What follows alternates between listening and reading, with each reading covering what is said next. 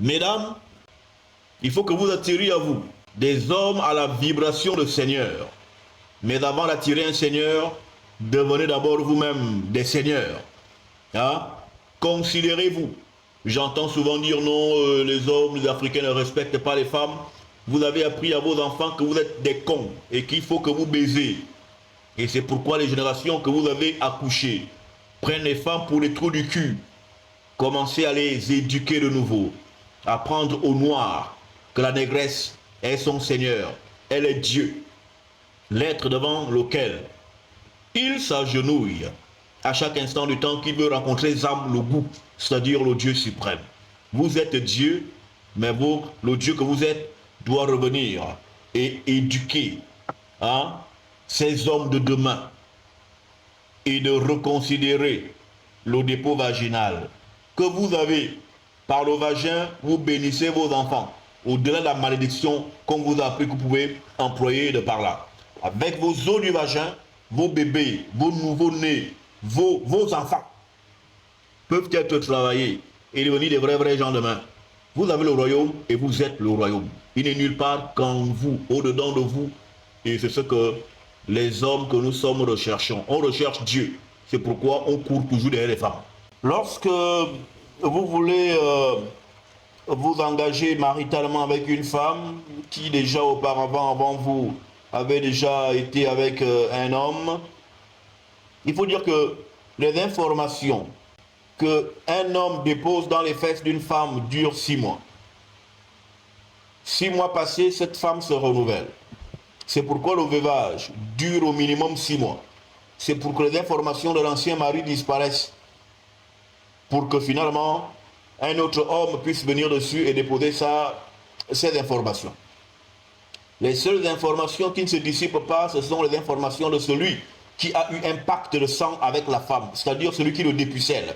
Car le dépucelage est une alliance, c'est un pacte, c'est un rite de sang. Le rite de sang qui engage les deux âmes, l'âme de la femme et l'âme du dépuceleur. Une fois que la femme a eu le sang qui coule, l'esprit de l'homme est attaché à cette femme-là et reste à toujours dans ses fesses et dans son corps. Maintenant, toi qui viens faire en haut là, rien ne coule, le sang ne coule pas. Vous faites, tes informations restent dans sa cavité vaginale durant 6 mois. Or, aujourd'hui, on a certaines femmes qui ont les fesses en feu. Si elle ne baisse pas un homme, ou 2 hommes, 4 hommes par mois, elle ne sentira pas qu'elle a du con dans son string. Et du coup, voilà, elle était avec Mbarga ce mois, et voilà, hop, ça a capoté. Et puis 2 mois plus tard, on la retrouve chez Boussamba. Et puis après Boussamba, ils font 2 mois de relation, ça casse, et hop, dans 2 mois, on la trouve dans les bras de fils. À quel moment tu fais une trêve pour effacer les informations que tu as emmagasinées dans tes fesses? Et voici donc une prostituée, parce qu'elle devient une bordelle.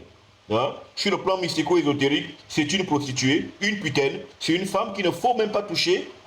Il ne faut même pas la toucher. C'est quelqu'un qui est un danger sur le plan mystico-spirituel parce que portant trop d'informations, elle est lourde de données. Et comme je voulais l'expliquer, chacun de nous a une identité animale. Quelqu'un peut être sur le plan mystique un serpent, elle peut être sur le plan mystique un aigle, elle peut être sur le plan mystique un fauve, par exemple une panthère, un lion. Donc quand les hommes que nous sommes avec ces identités différentes et multiples que nous avons, allons coucher avec une femme, alors nous déposons dans ses fesses les informations mystiques qui sont les nôtres. Et donc on va retrouver dans les fesses de ce bordel finalement, et les serpents, et les panthères, et les lions,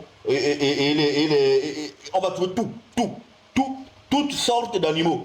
C'est pourquoi parle-t-on du lieu où réside la mère des bordels, Lilith.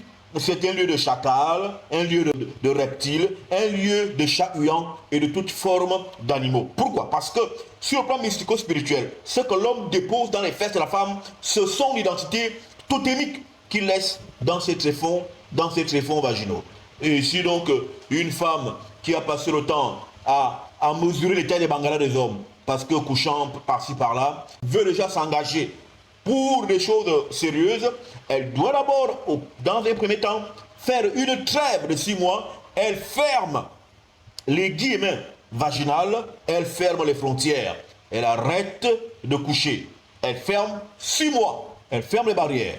Maintenant, et à la suite de ça, il y a un travail mystico-spirituel de purification amplifiée qui devrait durer tout au plus 16 jours de purification. Voilà, de manière qu'elle redevienne une créature nouvelle et qu'on la remette sur le marché, c'est-à-dire aux mains de celui qui souhaiterait la prendre pour femme.